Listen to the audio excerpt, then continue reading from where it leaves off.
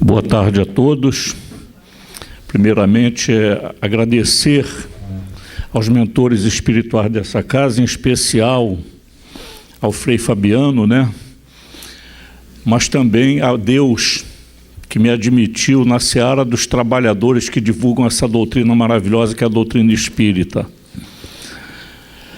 E o estudo aqui sempre é livre, Pela primeira vez me deram um tema aí para uma reunião aí para frente, que é justamente falar de Fabiano, Falar de Fabiano não, falar em Fabiano.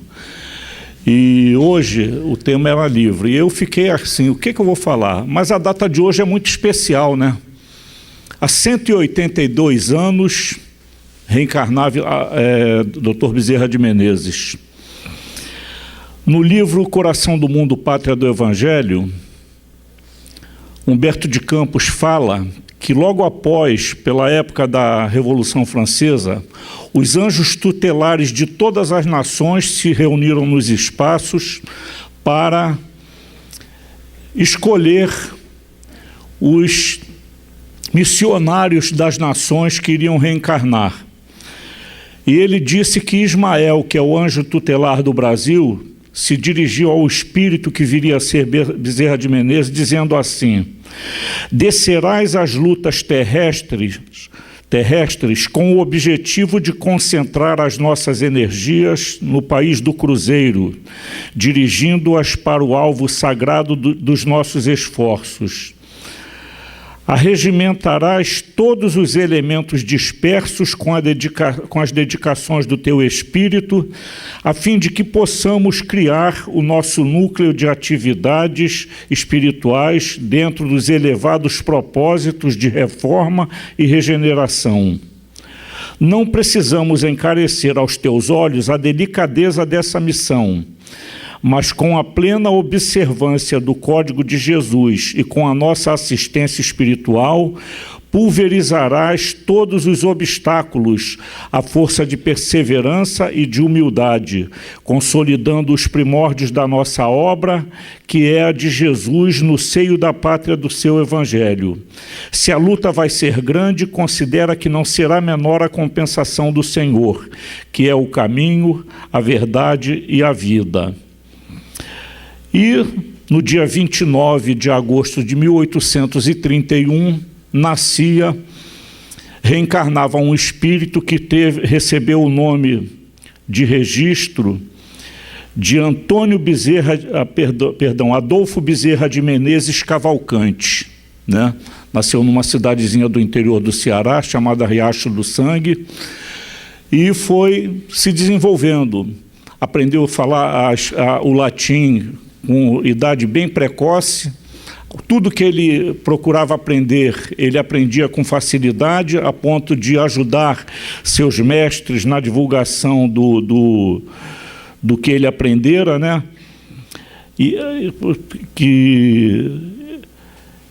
Em 1842, a família dele era uma família que tinha relativa condição de vida, porque eram fazendeiros, criadores e militares, Mas, em função de suas posições, muitas das vezes eles sofriam perseguições políticas.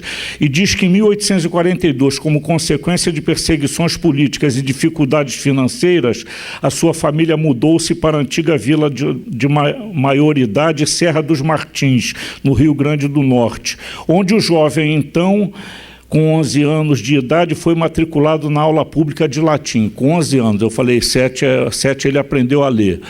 Então, Bezerra de Menezes foi sendo levado para os estudos, para se desenvolver intelectualmente.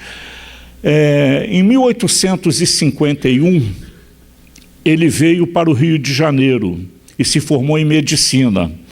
Em 1856 foi quando ele, defendendo a tese do diagnóstico do cancro, se doutorou em medicina. E o doutor Bezerra de Menezes, ele já era uma pessoa de coração puro. Eu assisti uma palestra recentemente do Alexandre Burburan. Vocês conhecem o Alexandre Burburan? e ele fez uma palestra sobre um ponto interessante a respeito do Bezerra de Menezes, que ele disse que nós somos muito desculpados, né? Muito reticentes em começar a trabalhar no bem, porque alegamos sempre a falta de oportunidade em função dos nossos compromissos. O doutor Bezerra tinha todos os compromissos possíveis, ele se formou em medicina, foi político, foi jornalista, e quando ele conheceu a doutrina dos espíritos, ele abraçou a doutrina dos espíritos e começou a trabalhar no bem imediatamente. Então, eu cheguei à conclusão seguinte, eu particularmente: por que nós temos tanta dificuldade, o doutor Bezerra de Menezes não teve? Porque ele já nasceu nessa encarnação última com a sua reforma íntima realizada. Assim como nasceu com sua reforma íntima realizada Chico Xavier, Madre Teresa de Calcutá, Albert Schweitzer, Mahatma Gandhi, Martin Luther King, que agora está sendo tão falado, né? São espíritos que nasceram preparados. Então, para eles, era muito menos difícil do que é para nós, porque nós ainda precisamos fazer a nossa reforma íntima. Essa é que é a questão. Nós estudamos a doutrina espírita, pensamos que entendemos a doutrina espírita e não conseguimos fazer a nossa reforma íntima. Porque, na verdade, o nosso entendimento de doutrina espírita, que ensina nada mais, nada menos que os ensinamentos de Jesus, amar o próximo como a ti mesmo, né? Nós pensamos que entendemos isso, mas não incorporamos em sua profundidade no nosso ser espiritual, na nossa bagagem espiritual, porque nós somos espíritos imortais, sujeitos à perfeição, e temos que atingir essa perfeição, mas nós não conseguimos isso se não procurarmos nos desenvolver espiritualmente, trabalhar no bem, trabalhar na caridade, trabalhar no amor. Então, a nossa dificuldade em fazer qualquer coisa é dada à nossa inferioridade. Eu costumo dizer que, porque tem gente que diz assim, né? Caridade é para quem pode. Eu também concordo com isso. Caridade é para quem pode, não é para quem quer. Porque para fazer caridade tem que poder vencer a própria indiferença, a própria má vontade. Que na maioria das vezes nós temos dificuldade de fazer a caridade porque temos má vontade, né? Arrumamos desculpas, colocamos obstáculos no nosso modo de agir para ajudar o próximo, achando que o próximo não merece. Às vezes a gente vê a criatura em dificuldade e diz, se eu for ajudar, vai usar a ajuda para outras coisas que não para aquele objetivo que eu estou ajudando. E quando Jesus nos deu a informação da caridade, ele não colocou condições, não. Ele nos colocou, na verdade, que a caridade tem que ser sem obtenção, sem intenção de receber recompensa no futuro. Porque Jesus, no Evangelho está assim, quando o Senhor vier sentar-se no trono de sua glória, ele separará as nações, colocará as ovelhas à sua direita e à sua esquerda colocará os bodes. E dirá para as suas ovelhas, vinde tomar posse do trono que foi construído para ti desde o início dos tempos, porque quando tive fome, me deste de comer, quando tive sede, me deste de beber, quando estive nu e com frio, me agasalhaste, quando estive sem teto, me hospedaste. Quando estive doente, hospitalizado, foste me visitar, e quando estive preso, foste me ver. E as suas ovelhas perguntarão para ele assim, Senhor, quando foi que te vimos com fome, te demos de comer, te vimos com sede, te demos de beber, te vimos nu, agasalhamos-te, te vimos sem teto, te hospedamos, te vimos hospitalizado ou preso e fomos te visitar. E o Senhor dirá, em verdade vos digo que quando fizestes a um desses pequeninos, foi a mim mesmo que fizestes. Então Jesus demonstrou nessa passagem toda a não o não questionamento da caridade. Inclusive, é um ponto importante de a gente observar que diz: quando estive preso, foste me visitar. O presidiário é sempre alguém que cometeu alguma coisa de equivocado, né? Cometeu algum crime, né? Quer dizer, até para aquele irmão que cometeu alguma coisa de errada, nós temos que ter caridade para com ele. E hoje em dia, mesmo sendo... Eu já vi espírita falar na minha presença que tinha que ter pena de morte no Brasil.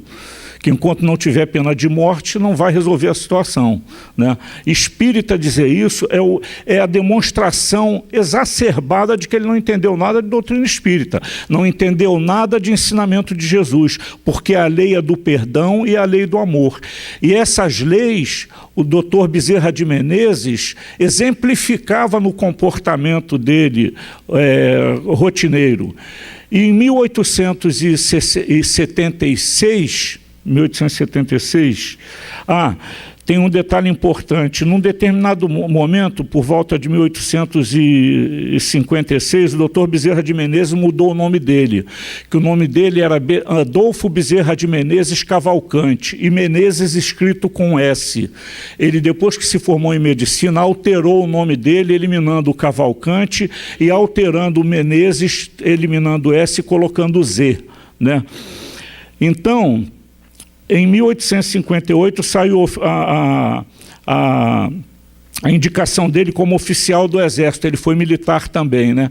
E o doutor Bezerra de Menezes, ele já praticava a caridade antes de conhecer a doutrina espírita, é bom que se frise isso. Ele foi casado com uma senhora com quem teve 2 filhos, ela desencarnou menos de 5 anos depois de casar-se com ele, e ficou cuidando dos filhos dele uma irmã dela, a quem, num determinado momento, ele ficou preocupado com o amparo que ela ia deixar de ter se ele desencarnasse. Aí ele casou com ela mais visando o lado dela do que outra coisa qualquer. Veja, é um pensamento completamente diferenciado, né? Ele casou não porque ele quisesse garantir a permanência dela junto de si, não. Ele casou porque, se acaso ele viesse a faltar, ela não estaria no desamparo, né? Ela teria o respaldo que todo defunto deixa para sua família, assim dizendo, né? Né? Mas é o tal negócio. Eu valho mais morto para minha mulher do que vivo. Ela ainda não descobriu isso não, viu? Por isso que ela tem um medo danado que eu morra, que ela não sabe disso, né? E então o doutor Bezerra de Menezes, num determinado momento, ele recebeu um livro dos Espíritos que lhe foi presenteado por um tradutor desse livro dos Espíritos. E ele, como morava na Tijuca e trabalhava na cidade, no trajeto de bonde ele começou a ler aquele livro. E ele aí disse para si mesmo: eu nunca tinha lido isso, mas eu já sei de tudo isso. Não me é estranho nada disso, mas era estranho a ele como livro escrito, né? E ele disse que ele pensou assim: como se diz vulgarmente, acho que já nasci espírita. Quer dizer, ele já tinha todo o conhecimento que precisava para ser o Bezerra de Menezes que ele era. Porque ele era um espírito evoluído e era um espírito com sua reforma íntima realizada. Ele trabalhou na política, trabalhou como militar, e ele escrevia várias teses. Ele, inclusive, escreveu um livro que tem o seguinte título: A Escravidão no Brasil e as medidas que convém tomar para extingui-la sem danos para a nação. Ele escreveu isso em 1869. Qual era a preocupação dele? O doutor Bezerra de Menezes sabia que, se jogasse os escravos para a rua, eles iam morrer de fome, iam morrer por necessidade. Então ele escreveu uma tese dizendo o seguinte: a libertação dos escravos tem que ser feita de maneira paulatina e, ao invés de jogá-los à própria sorte, tem que passar a remunerar a esses escravos, de modo que eles, quando deixasse de trabalhar diretamente na terra do patrão, ele trabalhava em troca de um ordenado, né? Eu tenho esse livro, é um livro bastante interessante. Eu não sei se foi aproveitado, porque no livro também não diz se foi aproveitado, né? Mas o doutor Bezerra de Menezes, ele, quando conheceu a doutrina espírita, ele se afastou da vida política, ele se dedicou plenamente à divulgação da doutrina espírita. Foi um dos maiores batalhadores do Brasil pela divulgação da doutrina espírita. Conta a história que, quando o doutor Bezerra de Menezes desencarnou, eu li várias biografias do Dr. Bezerra de Menezes só para fazer esse pequeno preâmbulo em relação a ele, que diz que Leon Denis falou assim quando ele desencarnou. Leon Denis: quando tais homens deixam de existir, enluta-se não somente o Brasil, mas os espíritas de todo o mundo. Quer dizer, veja a importância que o Leon Denis atribuía ao doutor Bezerra de Menezes como espírita brasileiro, né?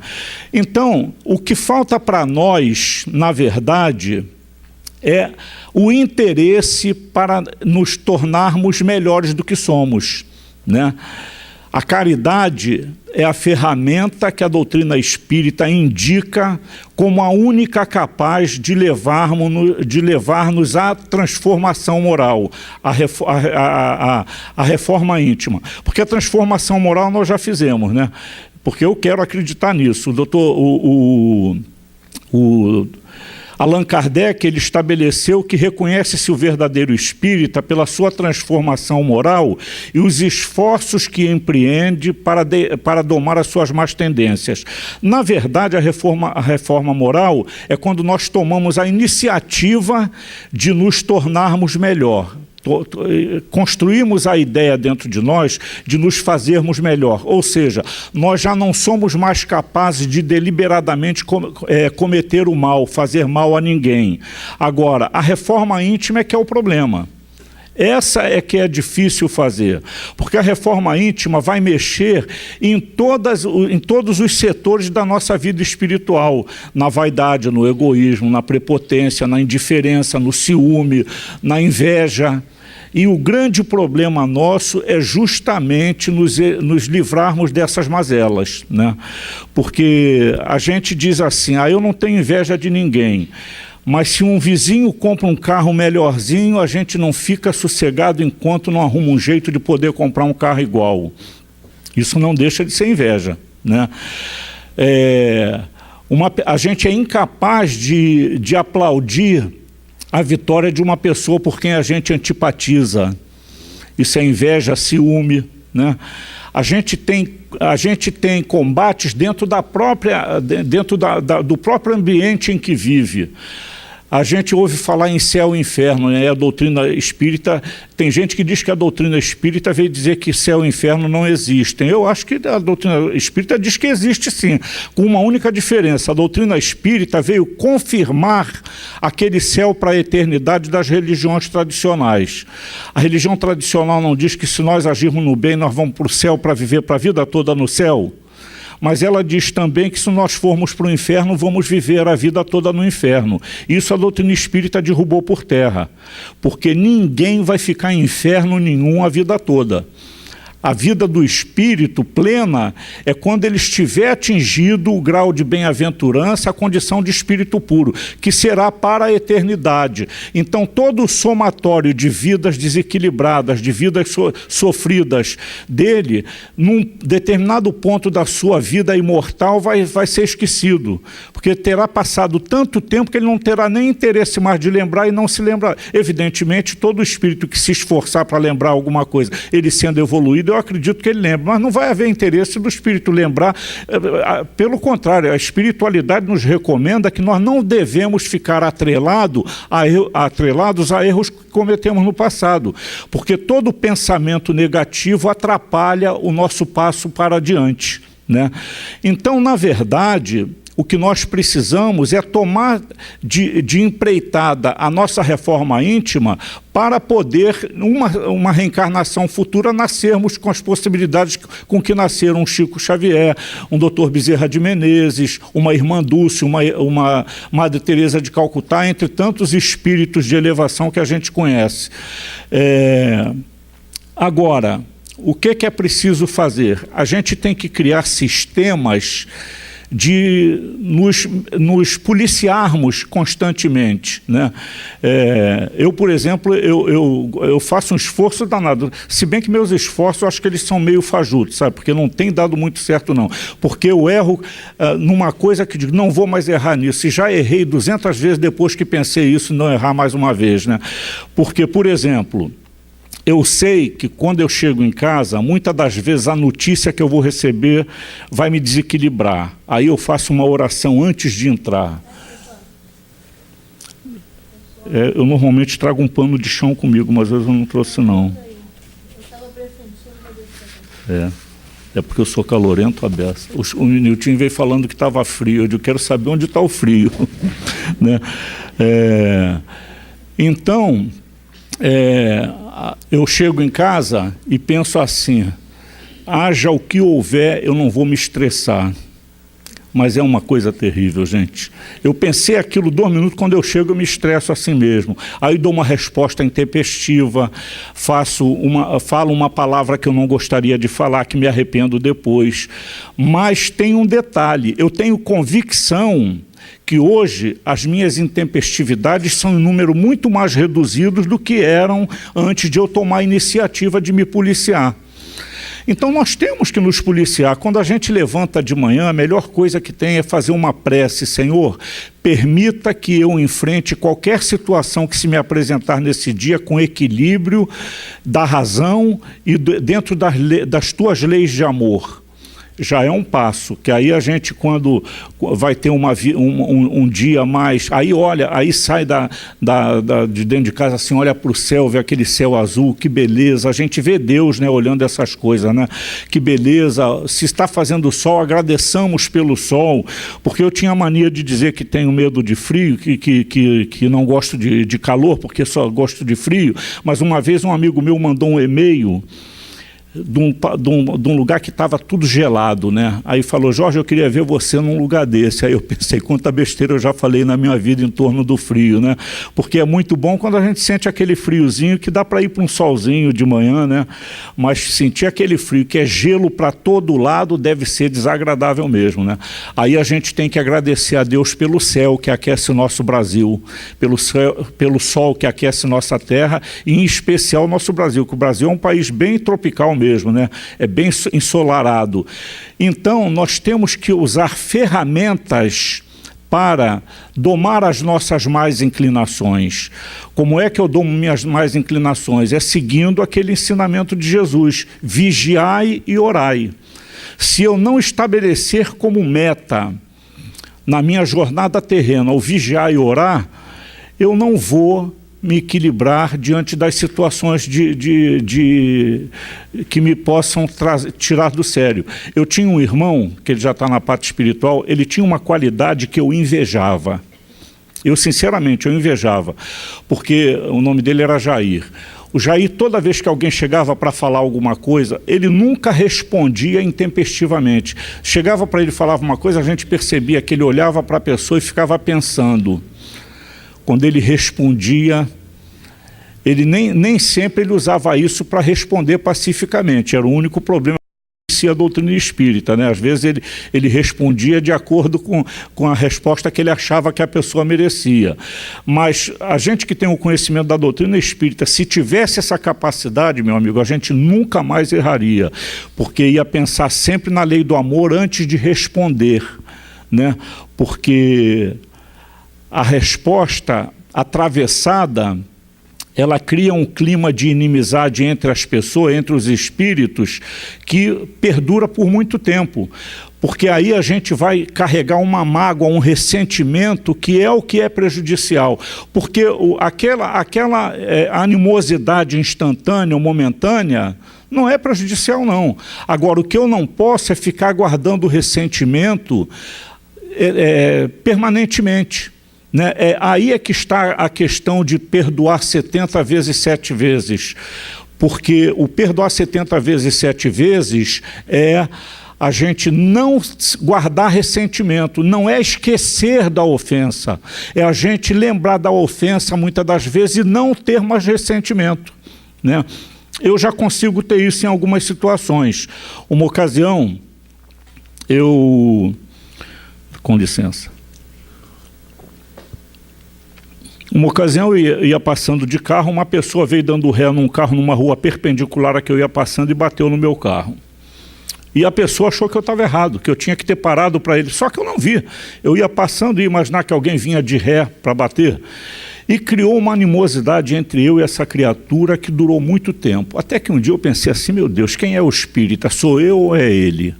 Sou eu, então sou eu que tenho que fazer a diferença. Nós temos que pensar assim, hein, em relação às pessoas que não são espíritas, né? Porque o que não é espírita não tem o entendimento da lei de causa e efeito como nós. Né?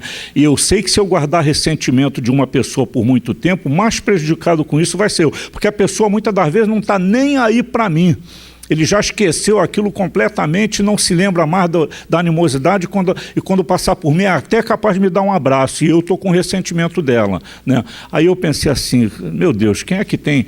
Aí esse senhor passava por mim e virava a cara, né? E eu também virava a cara para ele. Né? Aí um dia eu me manquei que eu era espírita e ele não era. Eu falei, eu que tenho que fazer a diferença. Aí a gente mora no mesmo condomínio, a casa dele é umas 4 casas distante da minha, numa outra rua, né? Aí eu comecei a fazer o seguinte, eu passava por ele, bom dia, ele não respondia. Eu devo ter dado bom dia para ele umas 30 vezes se ele me responder, até que um dia ele começou a me responder. E hoje a gente se encontra e bate papo. Quer dizer, não tem mais ressentimento nem dele nem meu em relação àquele incidente. Porque a grande verdade é a seguinte, a pessoa não faz um acidente de trânsito, não é por querer. Existem até alguns que evidentemente podem ser por querer, mas na maioria dos casos não. É que nem a pessoa chegar em casa reclamar com a mulher porque queimou o feijão. Ela queimou o feijão por querer? Não, mas a gente reclama assim mesmo, né? A minha mulher, por exemplo, eu hoje faço as contas, a gente tem 46 anos de casado, fez agora em julho.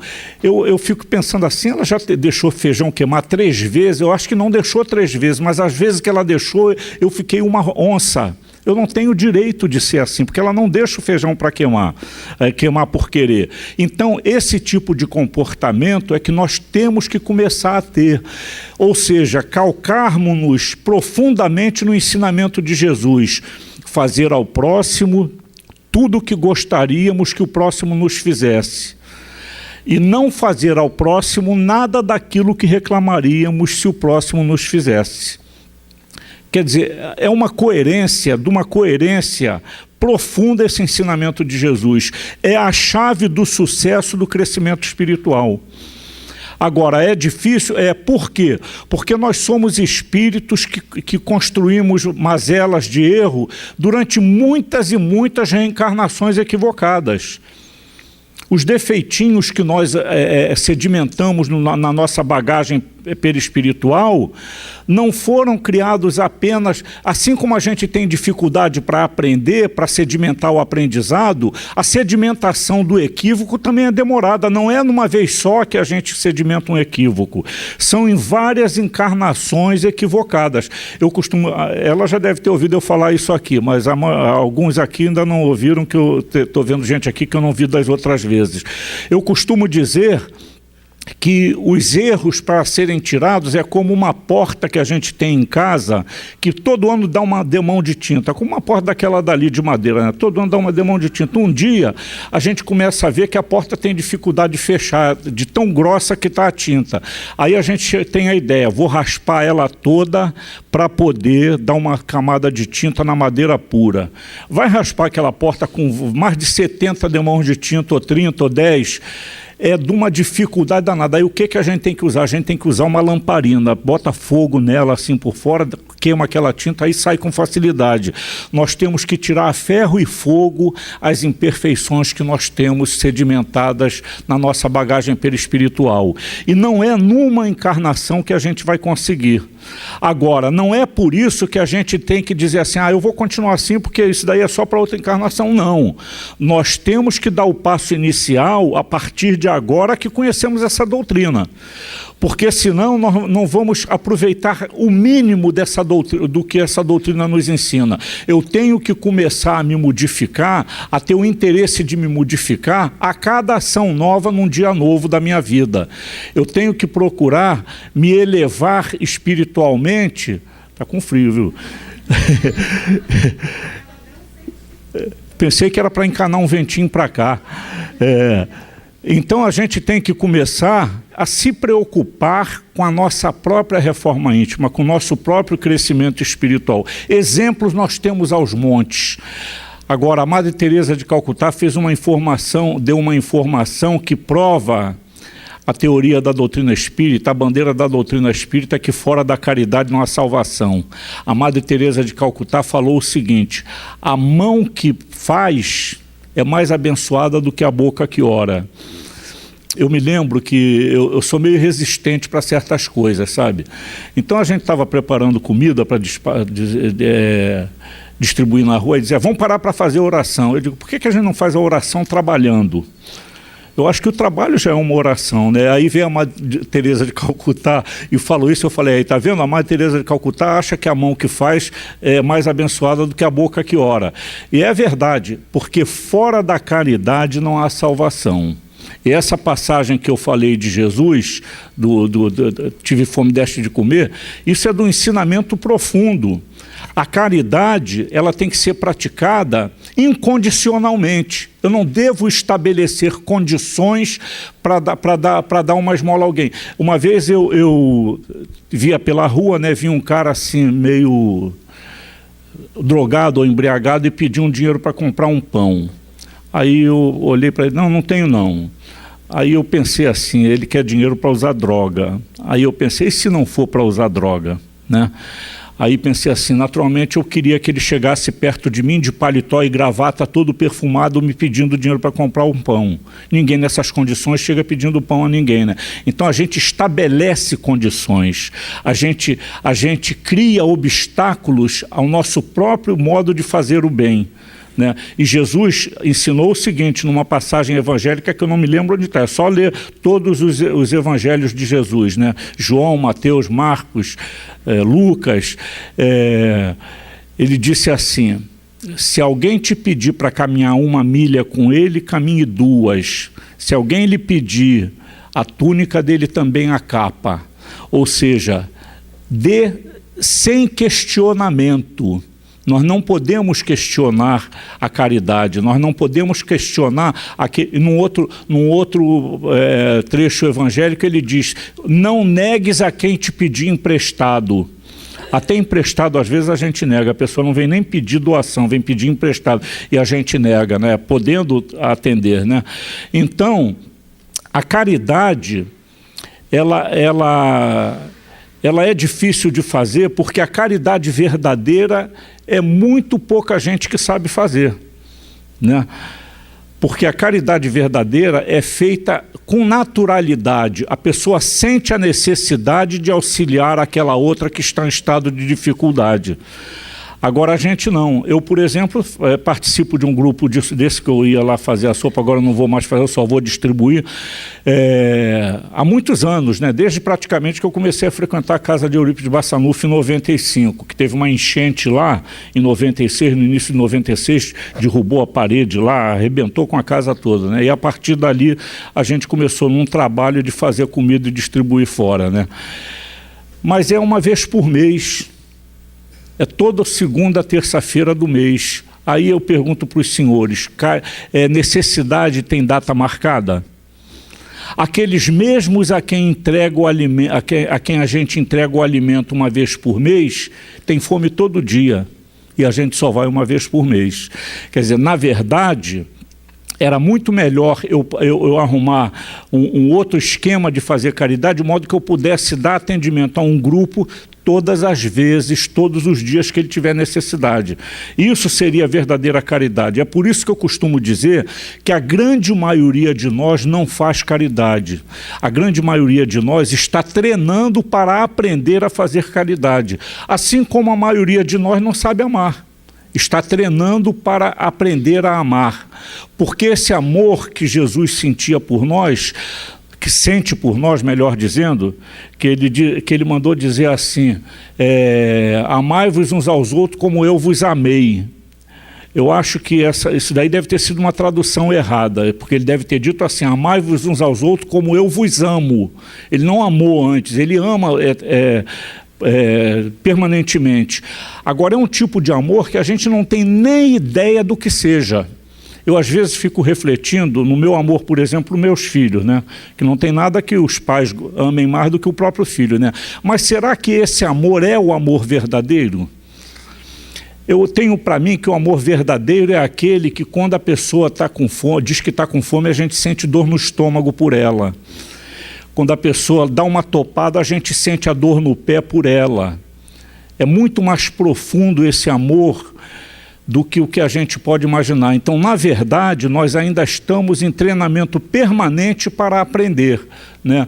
Agora, que fora da caridade não há salvação, não tem nenhuma dúvida disso, porque todos os espíritos que trabalharam no bem, que deram seus depoimentos, a Allan Kardec, principalmente no livro Entre o Céu e o Inferno, ali tem exemplificações de várias possibilidades de ingressar na vida espiritual depois da morte, de acordo com o comportamento que cada um teve. Então, para ter uma ideia do benefício que alcançaram os espíritos que fez a caridade, leiam todos os depoimentos de espíritos felizes. É impressionante, gente. É impressionante. O espírito, quando ele está preocupado em se melhorar, ele procura seguir o ensinamento de Jesus, de fazer a caridade, porque tem gente que diz que Jesus não falou na palavra caridade. E o exemplo que ele deu é maior do que falar na palavra caridade. Jesus curou cego, curou mão ressequida, expulsou demônios, curou hemorragia crônica de mulher que tinha hemorragia crônica. Ou seja, ele fez inúmeras caridades. Ele vivia a vida dele fazendo caridade. Ele exemplificou a caridade. Ele pode não ter falado na palavra caridade, mas ele exemplificou a caridade o tempo todo daqueles 3 anos curtinhos que ele viveu entre nós. Então nós temos que ter certeza que, mesmo porque toda vez que a gente dá um presente a uma criança, a criança não fica de uma alegria incontida. É assim que fica uma pessoa que está esfaimada quando recebe um prato de comida, um recipiente com alimentação. Uma vez eu estava na cidade, né? Porque a gente fica querendo, como se diz, gratidão. E gratidão é uma coisa que é muito difícil. Às vezes as pessoas não estão nem aí para a gratidão, elas estão mais querendo suprir suas necessidades. Mas uma vez na rua, uma criatura chegou perto da gente e falou assim, olha, Deus abençoe a vocês, porque eu já estava há 3 dias sem comer. Não tem passado gente aqui para distribuir comida há 3 dias. E a gente fica realmente sem comer, né? E quando eu comecei esse trabalho, eu considerava todo mundo vagabundo. Eu dizia, a gente está alimentando vagabundo. Evidentemente, deve ter oportunistas que se aproveitam da situação para levar alguma vantagem, mas isso é problema dele. Isso é problema dele. O que eu tenho que entender é que quando a gente coloca uma quantidade de alimento na rua, a gente não vê escrito na testa da pessoa, eu estou necessitado. Mas que se a gente estiver satisfazendo umas 3 ou nem que seja uma só necessidade real, a gente está cumprindo o papel da gente. Nós não somos reformadores do mundo, nós somos pessoas que aceitamos a ideia de que devemos amenizar o sofrimento alheio. né? Então, é em torno da caridade que nós temos que levar todo o nosso entendimento de evolução espiritual. Não reclamar das dificuldades que enfrentamos, né? Porque a grande questão é a seguinte: se eu concebo que Deus é soberanamente justo, eu tenho que conceber que tudo o que acontece comigo está diretamente ligado à justiça de Deus. Eu não posso fugir desse entendimento. Inclusive é o entendimento que eu mais tenho treinado na minha vida, viu? Porque vocês já notaram que eu passei da idade do Cabo da Boa Esperança, né? Eu já estou mais para lá do que para cá. Eu não vou viver outro tanto que eu já vivi até hoje, né? Então, eu penso que, de repente, eu posso desencarnar. Ou então, de repente, eu posso ser acometido por um problema muito sério. E é esse treinamento que eu tenho feito ultimamente. Eu tenho, nas minhas orações, constantemente, eu peço a Deus que, se eu tiver que passar por uma dificuldade muito exacerbada, que Ele me dê o entendimento que eu tenho para transmitir aos outros quando eu vejo alguém passando pela dificuldade. Porque é muito fácil eu chegar para ela aqui: filhinha, acredita em Deus, Deus é tão bom, se você está passando por isso, é porque Deus quer, e se Deus quer, é porque é bom para você. Eu quero pensar assim quando for comigo. Porque a maioria das pessoas não pensam assim, não. Porque eu conheço espíritas à beça que até como que blasfemaram quando perderam um ente querido. Acha que por ser espírita, por trabalhar no bem, não pode acontecer nada de errado. Isso é uma ilusão. A gente não vai ficar livre das dificuldades pelas quais tiver que passar apenas porque é espírita, não. O espiritismo não resolve o problema de ninguém, ele ensina a gente os caminhos da resolução desses problemas. Eu me lembro que, lendo um livro a respeito da vida do Peixotinho, que foi o maior médium de materialização que teve aqui no nosso país, que vivia lá em Campos dos Goitacazes, o Peixotinho era cometido de uma asma que não tinha cura, né? E uma vez ele estava numa crise muito violenta, e a irmã Sheila se materializava na casa do Peixotinho a ponto de todos os familiares verem a irmã Sheila e o José Grosso. Eram materializados a irmã Sheila e o José Grosso para fazer atendimento a doentes. E o Peixotinho estava naquela crise, uma falta de ar danada, numa agonia danada, quando chegou a Sheila. Ele virou para ela e falou: poxa, Sheila, você cura tanta gente aqui na minha casa, por que não me cura dessa asma? Ela botou a mão no ombro dele e falou assim: meu amigo, porque essa asma ainda é o remédio de que você está necessitando. E ele morreu com a asma. Ele não ficou curado da asma. Então, veja bem, que quando eu tiver que passar pela dificuldade, não é pelo fato de eu ser espírita que eu vou me livrar da dificuldade, não. Ela vai vir. A prova disso é que a gente tem pessoas maravilhosas na doutrina espírita que estão passando por processos cancerígenos violentos. Eu costumo dizer que o câncer, a gente pensa que é doença, né? Mas não é não, é remédio. Porque a gente tem depoimento de muitos espíritos que desencarnaram com essas doenças dolorosas e que quando chegaram na parte espiritual viu que a redenção dela se deu através de suportar essa doença com entendimento, né? A grande dificuldade nossa é aceitar a coisa com resignação e obediência. Porque foi um dos maiores exemplos que Jesus nos veio dar, que pouca gente dá bola para ele, né? Porque a gente diz: Jesus vem ensinar a lei do amor e do perdão. Não, ele vem ensinar muito mais coisa. A obediência e resignação está clarificada quando, algumas horas antes de ser preso pelos romanos, Jesus se dirigiu ao monte e falou: Senhor, se possível, afasta de mim esse cálice, mas não seja a minha vontade que prevaleça, e sim a tua. Então Jesus estava completamente obediente e resignado com o que o Pai determinasse.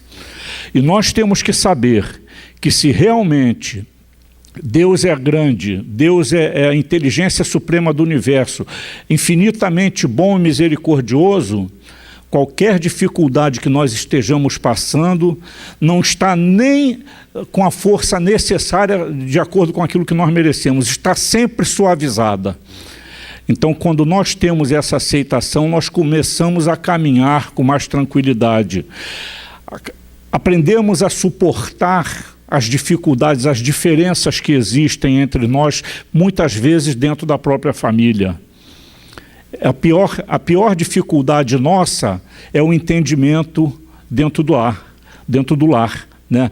Porque cada um acha que está com a razão e que o outro é que está errado. E nunca para pensar se o outro está agindo daquela maneira em função da maneira como que eu também ajo com ela. A gente vê muito isso em criança. Dá um beijo numa criança, ela fica toda sorridente. Olha para a criança de cara feia, ela sai de perto da gente.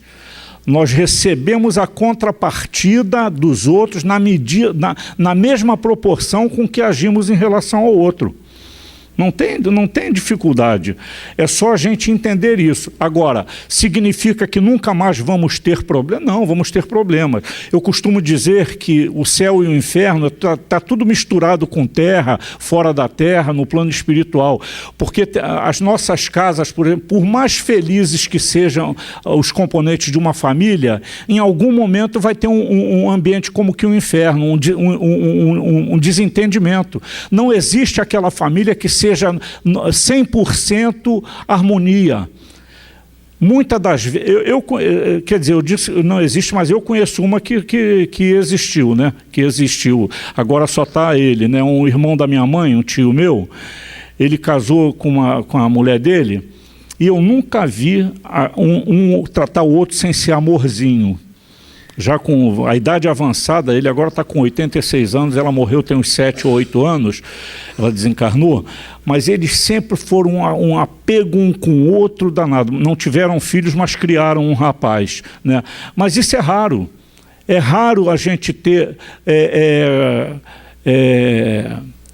concordância em todos os pensamentos. E quando um pensamento bate de frente com o outro, existe um desequilíbrio, nem que seja passageiro. Então nós podemos estar vivendo num céu ou num inferno de acordo com o ambiente que nós criamos para viver. Agora é importante que a gente identifique de quem é a responsabilidade maior pelo desequilíbrio. Eu lá em casa, na maioria das vezes que tem desequilíbrio, a responsabilidade maior é minha.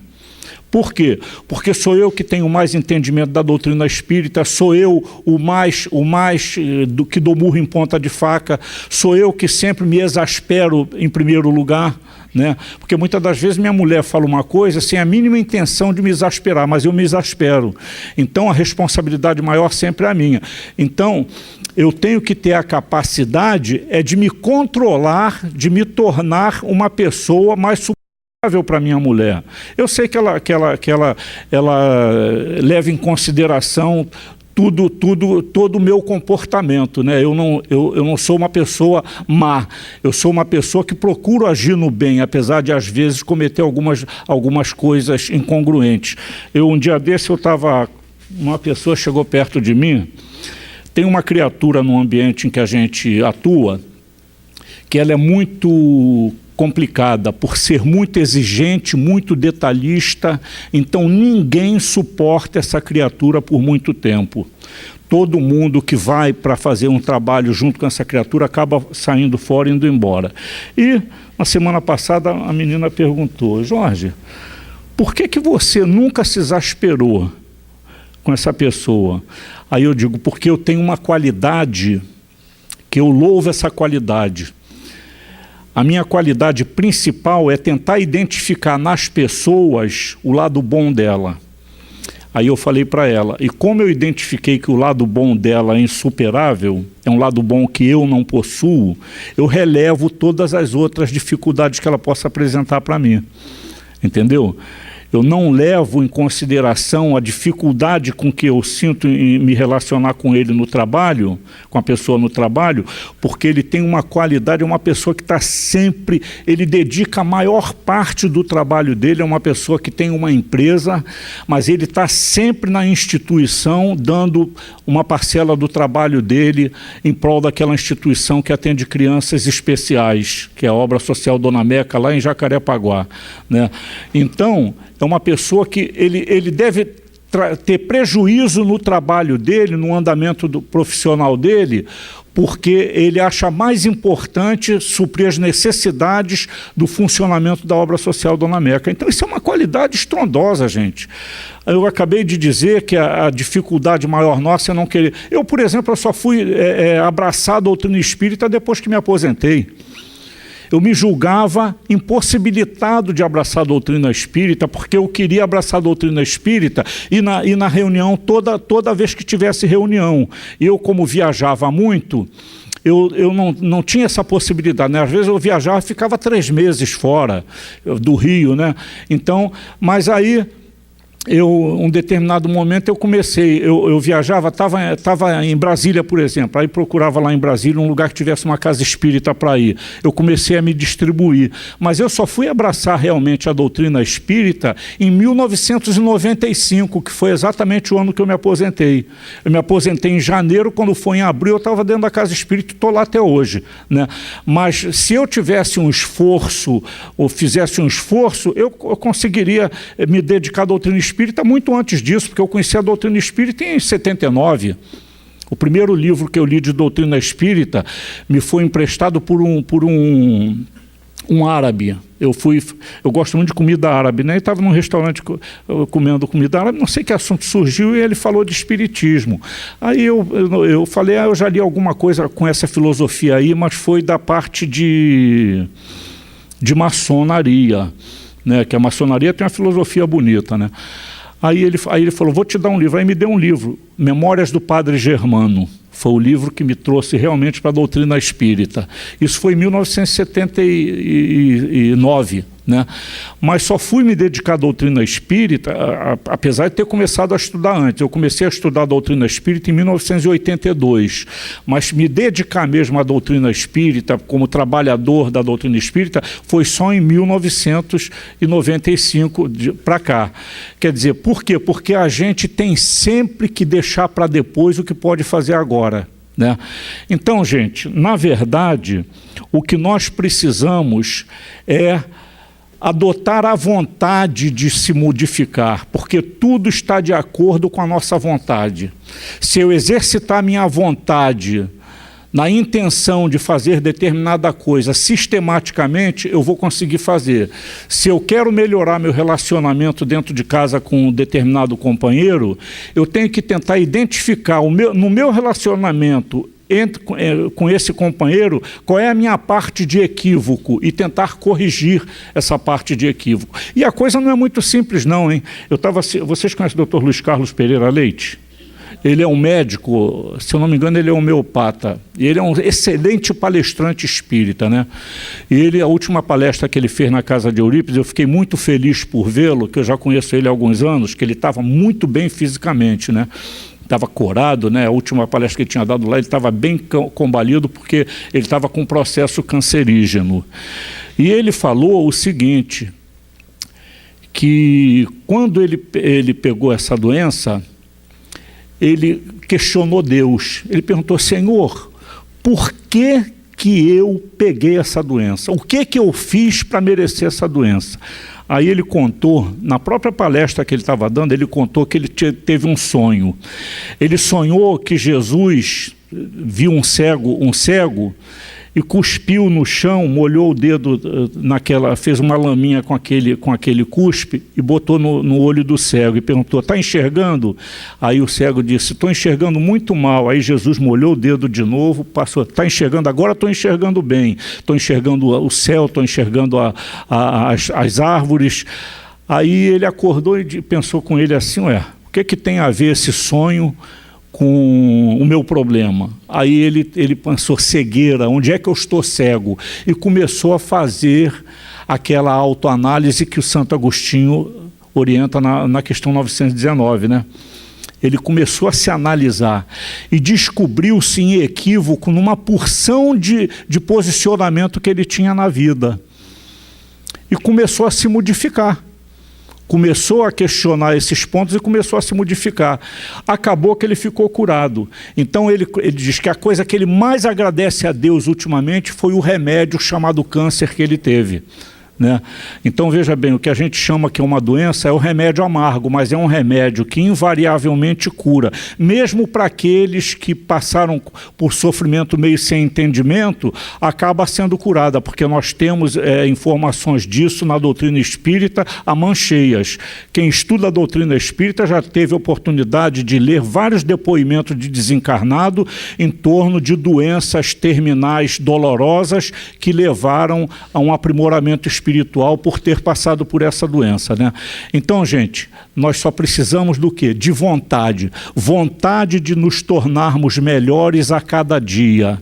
Essa é a nossa vontade para atingir um dia o patamar que o Dr. Bezerra de Menezes já houvera atingido antes de reencarnar nessa última reencarnação. Ao patamar da Madre Teresa de Calcutá, também alcançado antes da última reencarnação, como do Chico Xavier e de todos os outros. Porque eles não nasceram assim por milagre, eles não foram criados assim. Eles se tornaram assim em todas as jornadas anteriores que experienciaram na vida terrena. Muita paz e muito obrigado.